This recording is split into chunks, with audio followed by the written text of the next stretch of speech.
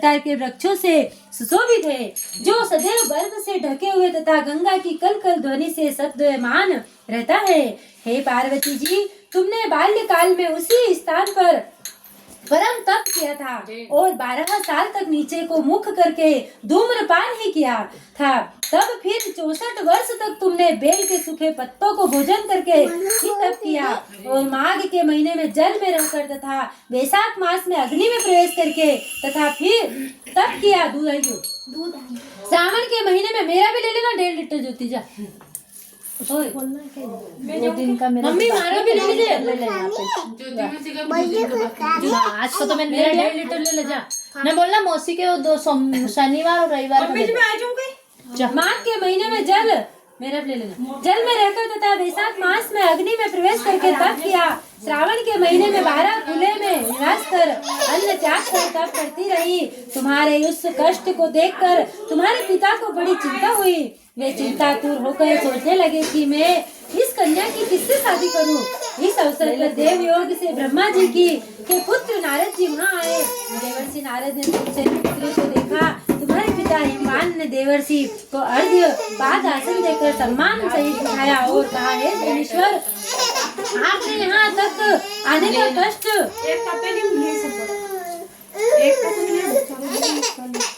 किसे किया? कहिए क्या आज्ञा है? नारद जी बोले, हे गिरिराज, मैं विष्णु भगवान का भेजा हुआ यहाँ आया हूँ। तुम मेरी बात सुनो। आप अपनी कन्या को उत्तम वर दो, दान करे। ब्रह्मा वर को दान करे।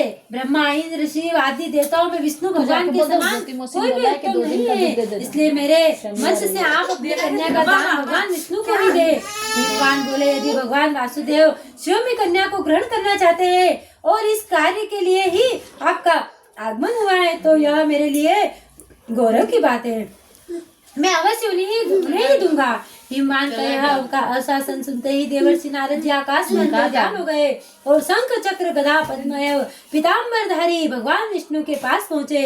नारद जी ने हाथ जोड़कर भगवान विष्णु से कहा, हे प्रभु, आपका विवाह कार्य निश्चित हो गया है। इधर हिमवान ने पार्वती जी से प्रसन्नता पूर्वक कहा, हे पुत्री, मैंने तुमको गरुड़ ध्वज भगवान विष्णु को अर्पण कर दिया है। पिता के इन वाक्यों को सुनते ही पार्वती जी अपनी सहेली के घर गई और पृथ्वी पर गिरकर अत्यंत दुखित होकर विलाप करने लगी।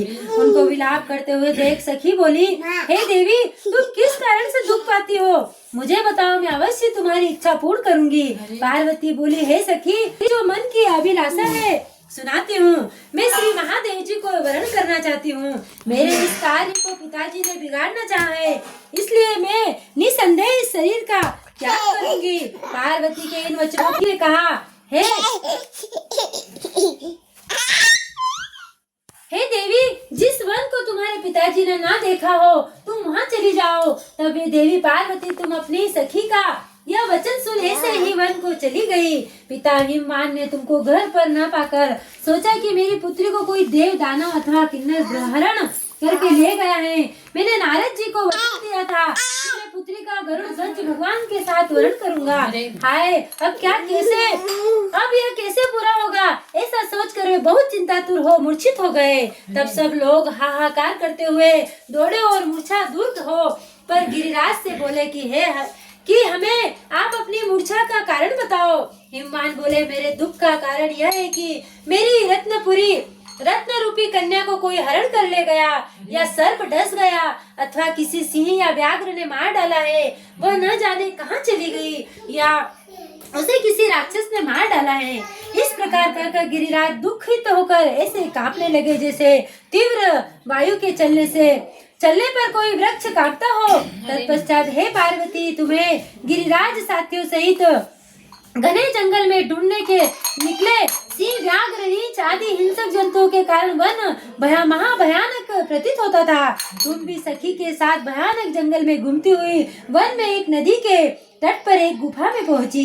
उस गुफा में तुम अपनी सखी के साथ प्रवेश कर गई, जहां तुम अन्न जल का त्याग करके बालू का लिंग बनाकर मेरी आराधना करती रही। उस समय पर भाद्रपद मास की हस्त नक्षत्र युक्त तृतीया के दिन तुमने मेरा विधि विधान से पूजन किया तथा रात्रि को गीत गायन करते हुए जागरण किया। तुमने उस महाव्रत के प्रभाव से मेरा आसन डोलने लगा।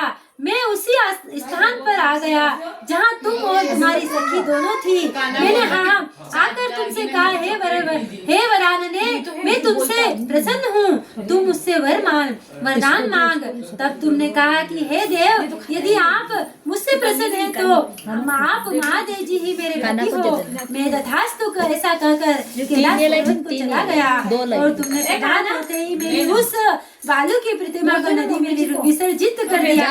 हे सुबह, तुमने वहाँ अपनी सखी सहित रथ का पलायन किया। इतने में तुम्हारे हनुमान भी तुम्हें ढूंढते उसी घने वन में आ पहुँचे। उस समय में उन्होंने नदी के तट पर दो कन्याओं को देखा तो यह तुम्हारे पास आ गए और तुम्हारे हृदय से लगाकर रोने लगे और बोले, बेटी तुम इस सिंह व्याघ्र आदि युक्त घने जंगल में क्यों चली आई? तुमने कहा, हे पिता, मैंने पहले ही अपना शरीर शंकर जी को समर्पित कर दिया था, किंतु आपने इसके विपरीत कार्य किया, इसलिए मैं वन में चली आई। ऐसा सुनकर हिमवान ने तुमसे कहा कि मैं तुम्हारी इच्छा के विरुद्ध यह कार्य नहीं करूँगा। तब तुम्हें लेकर घर को आए और तुम्हारा विवाह मेरे साथ कर दिया। हे प्रिय, उसी व्रत के प्रभाव से तुमको मेरा अर्धा क्षण प्राप्त हुआ है। इस व्रत राज को मैंने अभी तक किसी के सम्मुख वर्णन नहीं किया है। हे देवी, अब मैं तुम्हें यह बताता हूँ कि इस व्रत का यह नाम क्यों पड़ा। तुमको सखी हरण करके ले गई थी, इसलिए हरताली का नाम पड़ा। पार्वती जी बोली, हे स्वामी, आपने इस व्रत राज का नाम तो बता दिया, किंतु मुझे इसकी विधि और फल भी बताइए कि इसके करने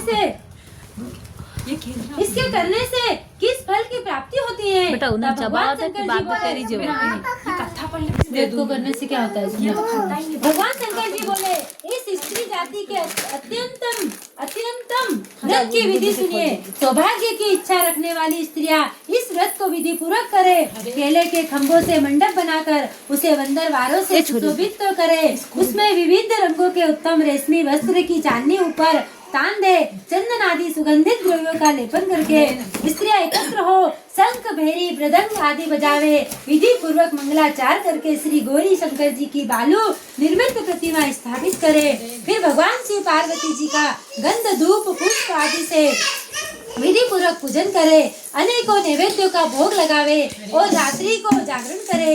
नारियल, सुपारी, जवारी, नींबू, लौंग, अनार, नारंगी आदि ऋतु फलों के तथा फूलों को एकत्रित करके धूप दीप और आदि से पूजन करके कहे, हे कल्याण स्वरूपा, हे कल्याण स्वरूप शिव, हे मंगल रूप हे शिव, हे मंगल रूप महेश्वरी, हे शिवे सब कामनाओं को देने वाली, हे देवी कल्याण रूप, तुम्हें नमस्कार है, तुम्हें नमस्कार है।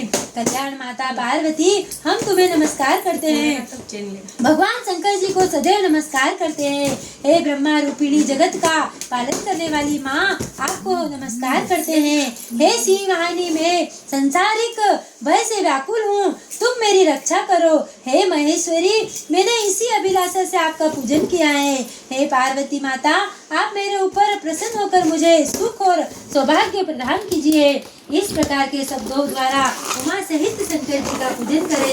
विधि पूर्वक कथा सुनकर गो वस्त्र आभूषण आदि ब्राह्मणों को दान करे। इस प्रकार से व्रत करने वाले के सब पाप नष्ट हो जाते। ओम नमः शिवाय। ओम नमः शिवाय। ओम नमः शिवाय। शिव जी की आरती बस आरती तो अपन 5 मिनट में करेंगे।